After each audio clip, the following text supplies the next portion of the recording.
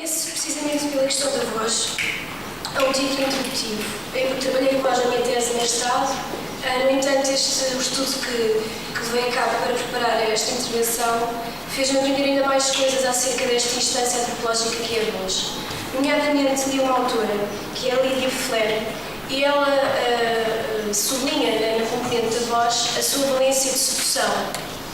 E recorrendo ainda a uma afirmação de Santo Agostinho, que num dos seus sermões faz uma distinção até bastante, digamos assim, abrupta entre a realidade da palavra e a realidade da voz. A voz como componente material, e a palavra como componente imaterial, etérea, e por isso mais pura, ou digamos assim, de alguma forma superior.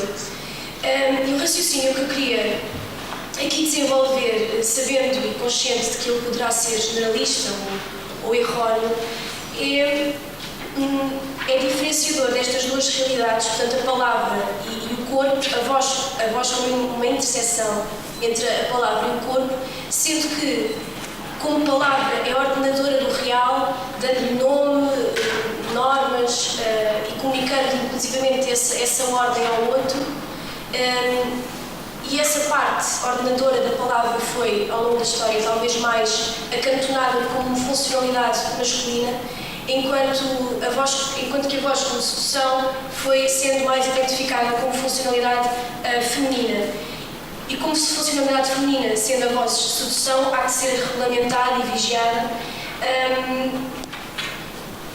E depois deste raciocínio, aquilo que eu pretendo dizer é que o facto, de certa forma, a hipótese que eu coloco, contraria o aparente facto feminino que constitui, sob esta perspectiva, o próprio silenciamento, ao apresentar-se como espaço concessionado à voz da mulher, precisamente porque esta é entendida como um dispositivo de qualificação do serviço sexual, a prostituição, em que a sedução não era algo suspeito a ter sob vigilância, mas uma dinâmica de natureza quase comercial e, desse ponto de vista, com determinado valor. Este facto representa ainda a disponibilidade de um discurso de um dizer-se que pretende ou o afeto do outro ou antes a sua afetação. Daqui decorre a tensão entre o prazer e a angústia que atravessa a literatura cantada pelos fadistas, cuja resolução é especialmente esboçada no plano transcendente, buscando legitimações para o prazer, entendido socio-religiosamente como pecado, expectativas que o tornem regível, quer na economia do mundo concreto, quer na do além. A experiência religiosa faculta ainda um interlocutor transcircunstancial e ambiguamente institucionalizado e íntimo para o sofrimento. Deus ou ainda outras figuras como os santos, pela omnipotência ou transcendência de que são dotados, estão capacitados para não tornarem impoético o paradoxo entre o prazer e a angústia. Passo então a letra está no anexo como a letra número 1, é a mais antiga das letras que recolhi e serve precisamente como introdução a esta problemática. É uma letra longa, mas eu faço referência, por exemplo, à última estrofe, aos últimos versos da última estrofe, em que se diz: toda a mulher que não canta, por devaneio ou paixão, perde toda a sedução, toda a ternura e valor, por não ter um puro amor metido no coração. Eu organizei a minha comunicação em 4 eixos problematizadores destas mesmas letras, o primeiro dos quais eu intitulei de O amor de mãe entre a tragédia e a santidade.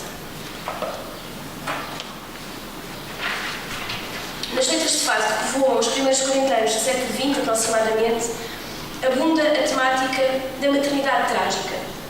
Ou seja, são letras de fados que narram episódios dramáticos, até por vezes estéticos, com cenários quase que diríamos hoje sensacionalistas, e que eu categorizei por aquilo que eu pude ler de várias letras em 4 categorias, desculpem a repetição.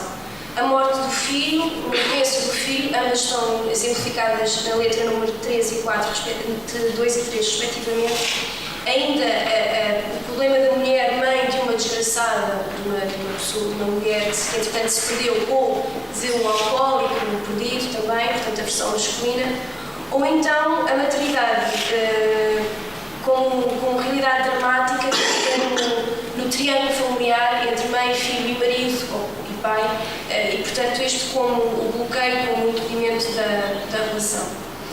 Na construção desta experiência, convocam-se elementos religiosos recolhidos na mundividência da religiosidade popular, também eles constituintes do mecanismo retórico de afetação do leitor ou do ouvinte. A experiência religiosa requer uma acentuação confirmadora da tragicidade ou uma superação desta e, como tal, uma espiritualização da maternidade, realizada não pela via especulativa ou mística, como provavelmente vamos ter a oportunidade de ver noutras intervenções, mas pela própria materialização do cotidiano negativo do ser-se mulher, cristalizado este em circunstâncias extremadas, numa abordagem que se move na complexidade do universo dito popular. Enquanto a primeira letra, ou seja, a número 2 do anexo, tem como pano de fundo uma lógica providencialista, manifesta, por exemplo, os termos sorte, no verso 4, ou destino, no verso 10, a segunda letra baseia-se numa concepção miraculista, assente no mecanismo devocional da promessa. No esboço de uma cartografia da religiosidade popular católica, podemos dizer então que estes são dois paradigmas centrais, o providencialismo e o miraculismo. No meio, agora, o modelo da mãe mediterrânica ou da esposa maternal com que Pierre Bourdieu categoriza uma certa experiência feminina da maternidade, caracterizando-a como um processo possessivo típico dos processos. O esquema familiar destes círculos de marginalidade processa-se assim num esquema ternário de possessividade, numa espécie de cadeia afetiva, cadeia não alimentar, mas afetiva, homem, mulher, criança. Outra questão que estas letras levantam é o luto, como tarefa feminina, associado ao choro, ambos, pois, realidades a regulamentar. Neste sentido, e baseando-nos no estudo de Nicole Roux, a mundividência grega, na sua legislação e literatura, difere substancialmente da oriental e, em especial da bíblica. Refiro, por exemplo, aqui que as mulheres, a experiência do choro, mesmo o choro de forma geral, na Bíblia é muito mais livre do que na literatura grega, pelo menos na sua generalidade. Vemos, por exemplo, um episódio da ressurreição de Jesus, João 20, se não estou em erro, em que Maria Madalena farta-se de chorar. O verbo grego pleromai, que está nessa narrativa, é o segundo verbo mais frequente a seguir ao verbo dizer, ao verbo legou. Portanto, há uma situação do choro como tarefa do luto perante portanto, a morte, o que o diferencia na cultura helénica, onde eu encontrei várias restrições feitas às mulheres na sua expressão de sofrimento, nos ritos fúnebres, especialmente na sua parte pública. Esta restrição feita às mulheres, elas não podiam, por exemplo, numa cidade-estado, da qual eu não recordo, não podiam sair do cemitério depois dos maridos, portanto iam sair primeiro, havia uma regulamentação em relação aos ritos, ao próprio contacto à aproximação das mulheres com o corpo, o cadáver. Isto, e agora leio, comporta uma causalidade complexa, da qual demarco as seguintes hipóteses. A lógica comportamental da mulher aristocrata, que procurava preservar a sociedade em nome de contrariar a visibilidade da família como mal sucedida, a promoção da estabilidade social, limitando o impacto da guerra, portanto a chegada dos corpos dos soldados mortos e a tentativa de atenuar esse impacto na sociedade e na sua estabilidade, e ainda a ligação com o parto, uma vez que havia tanto para este como para o luto, um rito de finalização. Eu estou a explicar isto para comparar ou para tentar problematizar num estudo comparativo com o fado, porque neste são significativas as diferenças de performance entre as cantadeiras dos círculos mais populares, as vedetas e as fadistas de meios ligados a uma certa aristocracia, mesmo a nível da postura, mesmo a nível da construção do próprio som, como choro, como grito, ou ao contrário, como sussurro. Quanto ao segundo, a assinalar as letras de fado existentes e abundantes sobre o relato da morte de um filho na guerra, chamo, por exemplo, a atenção para uma letra de Berta Cardoso, escrita em 1935, por Armando Neves, em que fala sobre uma mãe que recebe a cruz de guerra, uma letra muito conhecida, que eu não pus nesta seleção por achar que depois eram letras a mais. A hipótese que proponho aqui é que no fado, como aliás em outros géneros poético-musicais similares, o choro, uma vez interdito, é metamorfoseado em canto, como expurgação da própria feminilidade. Exibe-se, inclusivamente em algumas letras, uma relação de sinonímia entre cantar, a rezar e chorar. Passo ao segundo eixo problematizador, da mulher perdida à mulher traída. e leio uma letra que testemunha que esta temática é praticamente genesíaca na literatura fadística, a temática da mulher perdida, portanto a mulher que se prostitui. Vou ler uma letra, penso eu, não está datada, mas de finais do século XIX ou princípios do século XX. Quem tiver filhas no mundo, não fala das desgraçadas, porque as filhas da desgraça também nasceram honradas.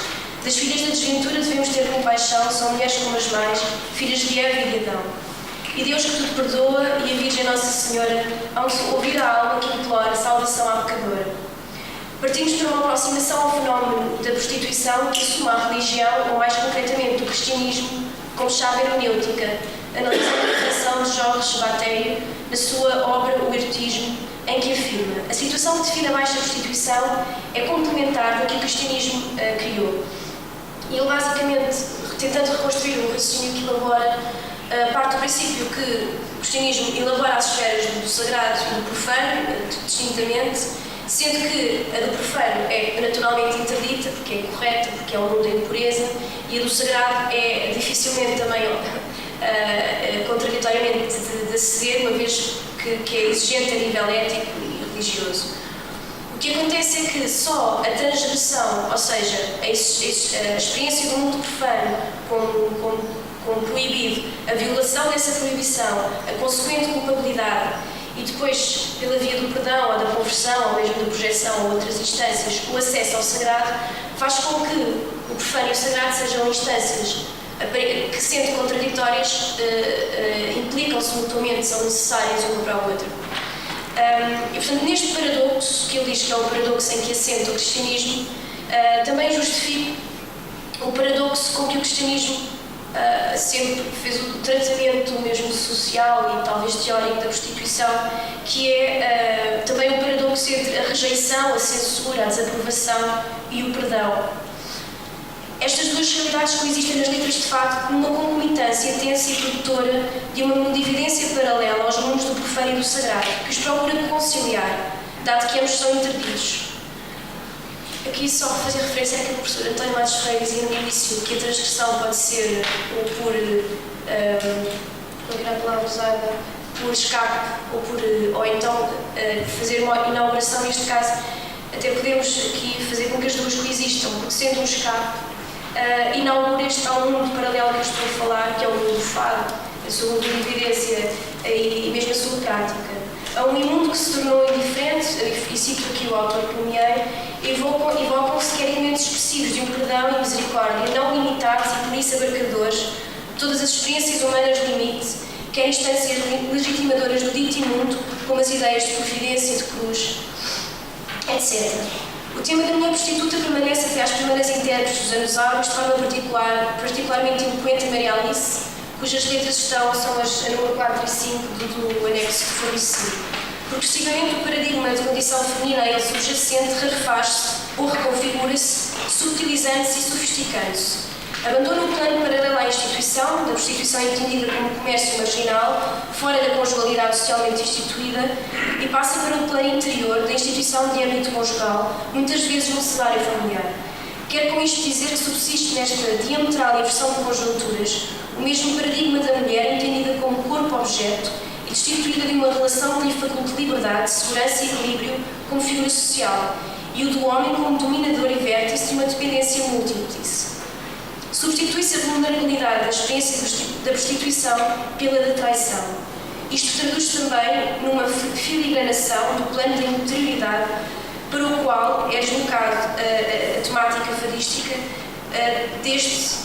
sendo que anteriormente era fixada num plano, uma abordagem do fenómeno social. Nas duas letras do repertório da Maria Alice, propostas para análise, assinalamos a comparação com dois grupos. No primeiro caso, as ricas, no segundo, as freiras, correspondentes a dois horizontes possibilitadores de uma certa liberdade, seja financeira, as ricas, seja afetiva, a freira. Em ambas, a cruz é o elemento da mundividência religiosa que representa o sofrimento legitimado por se instituir previamente como necessário no plano divino. Passamos aos poemas A Minha Paixão e A Razão do Meu Viver, portanto, 6 e 7 do anexo, em que o discurso é pontualmente posicionado numa interlocução com Deus. Em ambos os casos, a relação é vista como uma dívida. No primeiro caso, sem resgate e, por isso, dívida num desespero funesto. No segundo caso, esta dívida mantém-se inseguramente saldada. Em ambas as letras, o recurso a Deus apresenta como contrapeso, agente regulador da dívida afetiva, gestor das expectativas da relação.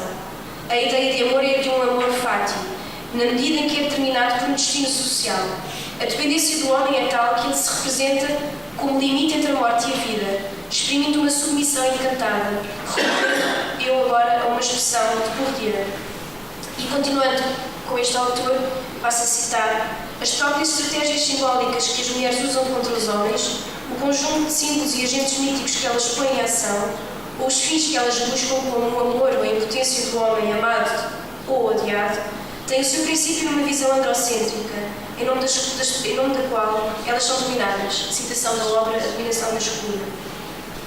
E cito por fim, referindo-me agora ao poema de Fernanda Maria, escrito por ela, A Razão do Meu Viver, que é com um artigo que foi escrito pela Fátima Cedas Nunes, no artigo já muito antigo da revista Análise Social, não tenho ideia do seu 14º número, portanto, do ano de 1966, em que ela, referindo-se fazendo uma análise da rapariga atual, portanto, atual naquela altura seria a rapariga dos anos 60, e portanto na qual a Fernanda Maria se inclui, diz ela, relativamente à tal mulher ou rapariga atual, encontra-se com a necessidade de um homem adulto, entidade carregada da culpa máxima de dever ser e não honrar, e exigir ser um redentor e uma razão de vida.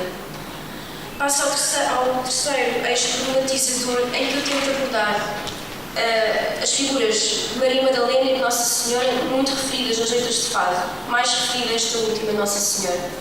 Maria é representada como uma figura inscrita na esfera do divino, que interage no ato de misericórdia com os pecadores, escutando-os e protegendo-os. Maria Madalena é uma figura do plano humano que, pelo amor e penitência, alcançou a santidade. Enquanto Maria Madalena é um exemplo, a Virgem Maria é uma interlocutora. Dizer aqui que esta perspectiva de Maria Madalena foi reconfigurada ao longo da história de forma muito intensiva, mas isto era de uma tradição, sobretudo, que foi feita após a reforma do ato católico, em que Maria Madalena foi acentuada a sua valência de mulher que pela penitência conseguiu converter-se e aceder ao sagrado, devolvendo agora aquilo que eu tinha dito anteriormente. A postulação de uma expectativa de salvação e, simultaneamente, de uma legitimação moral, social e religiosa do tipo de vida da mulher fadista, fora da norma destes três níveis, e em particular da sua condição de fadista, é o que serve de background a esta referência a estas duas figuras. Fixo-me agora na figura de Maria Madalena, que é referida em poemas, em quadras, letras de fado, desde também muito cedo.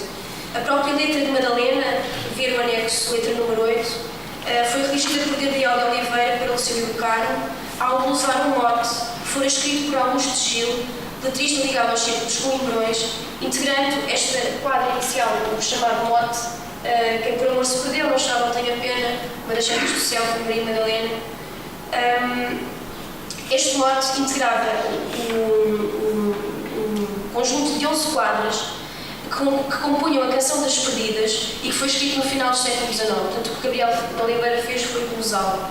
A Maria Madalena construiu-se a espiritualidade cristã como uma amálgama de muitas personagens femininas, a mulher que faz a benção, faz a unção dos pés de Jesus, a Maria, irmã de Marta, etc. A mulher pecadora de João 8, que é a adúltera, que é tentada, que se tenta apedrejar. E passo agora a citar, já no âmbito depois da reforma da espiritualidade que se empreendeu em torno da Maria Madalena, encontramos neste período o caso em que as prostitutas irão protagonizar recorrentemente grandes romances, a Banda das Camélias e, na versão portuguesa, a Maria Severa, que foi nada mais nada menos a figura mitológica e não verdadeira do fado. Neste âmbito, eu cito o Métre, que em 1889 disse que a aventura de Maria Madalena, resgatada por amor, história de Maria de Lorme ou da Dama das Camélias. Na verdade, quer a Dama das Camélias de Alexandre Dumas o Filho, quer Maria Severa de Júlio Dantas, quer a descrita construção epocal de Maria Madalena, baseiam-se num paradigma de prostituição romântica e de amor romântico, desejo de libertação da dominação masculina, da esfera social marginal, por via de um amor interdito, por contrariar a ordem do institucional e assim arremetido para uma lógica totalmente afetiva e não racional. Agora, o quarto ponto que eu me baseei para problematizar as restantes letras, a fadista como sujeito ou objeto de oração, ou seja, como ela própria orante e ela própria sujeita da oração de outra, nomeadamente da sua mãe. Aqui refiro que eu tive, na recolha que fiz de letras, tive dificuldade, que seria já expectável, de encontrar letras de autoria feminina. Eu encontrei, já referi a Ana Maria, e já vamos referir outras até tempo, e encontrei uma fadista que de facto escreveu algumas letras, que é a Natália dos Anjos, que era casada, foi casada com o tal Gabriel de Oliveira, que escreveu a dita letra do Fado de Madalena. E é interessante notar que em todas, sendo poucas as letras escritas por mulheres nesta altura, em muitas delas ocorre o padrão de ela ser entendida como orante ou mesmo como alguém habituado a rezar. Eu também só um apontamento um pouco marginal, dizer que para um futuro estudo fica uma pesquisa nos periódicos de fado desta altura, em que há muitas letras escritas por mulheres que não construíram uma carreira, um percurso artístico, e por isso tenho alguma curiosidade também em ver as produções possíveis femininas nesse âmbito. Nesta parte do estudo, eu procurei refletir sobre a autoenunciação como orante da mulher nas letras de fado da época escolhida, seja como mãe de uma desgraçada, como são os fados A Maior Dor e As Duas Santas, letras 9 e 10, do anexo, como fadista, letra 12, Não Pares de Coração, que é uma letra do início da época de ouro do fado, que é anos 30, e ainda como amante ou sujeito de uma relação afetiva, que é o caso do Rezando Pedir por Ti, esta letra escrita por Natália dos Anjos, e As Contas do Meu Rosário. Maria Lavinha é a autora desta letra, mas já é uma letra dos anos 60, que foi gravada em 66. Na letra, a maior dor, a aldeia, o espaço simbólico da pureza, tendo a ermida como sinédrio que lhe acrescenta um estatuto sagrado, está em oposição ao espaço impuro da cidade e à vida de tradição. O trânsito entre estes dois topos, concretizado pela figura masculina do amante, coincide com o trajeto da decadência, da queda. Juntamente com a letra As Duas Santas, operam uma mistificação da figura materna. A oração é vista como um exercício reparador da distância destes dois planos, a aldeia e a cidade, pureza e impureza, vida de oração, vida de tradição. Substanciada na ruptura que esta introduz nas relações sociofamiliares. O rosário como objeto devocional. O rosário como objeto devocional, cuja associação ao ato de cantar denuncia uma função de pautação do cotidiano, é, no seu elemento das contas, substituído ou reconfigurado metaforicamente nas letras de fado analisadas, letra 10, 12 e 13. Na primeira são as lágrimas, segunda glosa e quinta linha, na número 12, as pancadas do coração, terceira glosa, terceira linha, desculpem o detalhe, e ainda os olhos do amado na última letra, terceira quadra, primeira linha.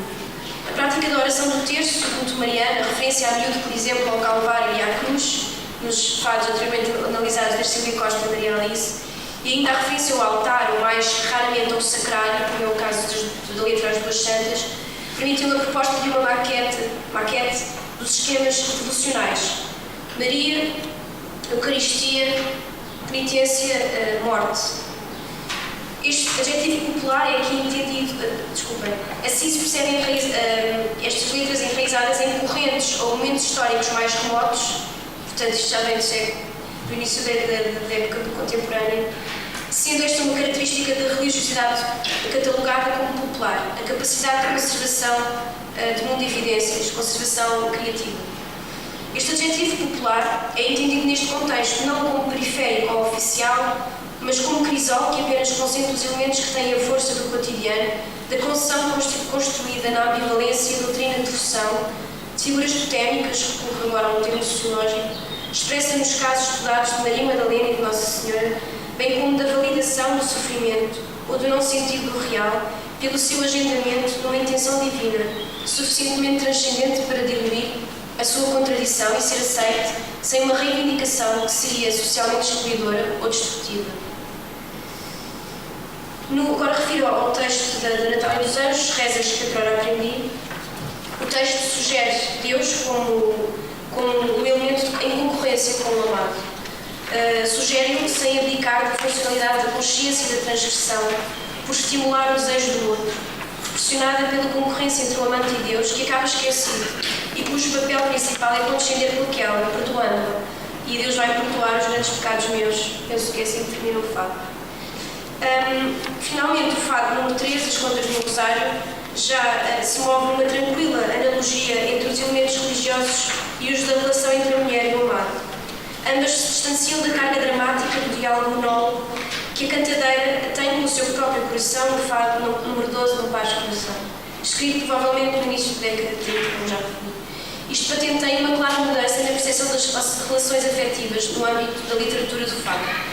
Manifesta ainda uma visão geral, um crescente ligeiramente e descomplexificação do discurso sobre o vínculo afetivo que passa de trágico, violento e funesto para contornos de adolescência serena, inofensiva e de sucesso. Referir só que isto não é geral, é no filão, no determinado filão da literatura do fado.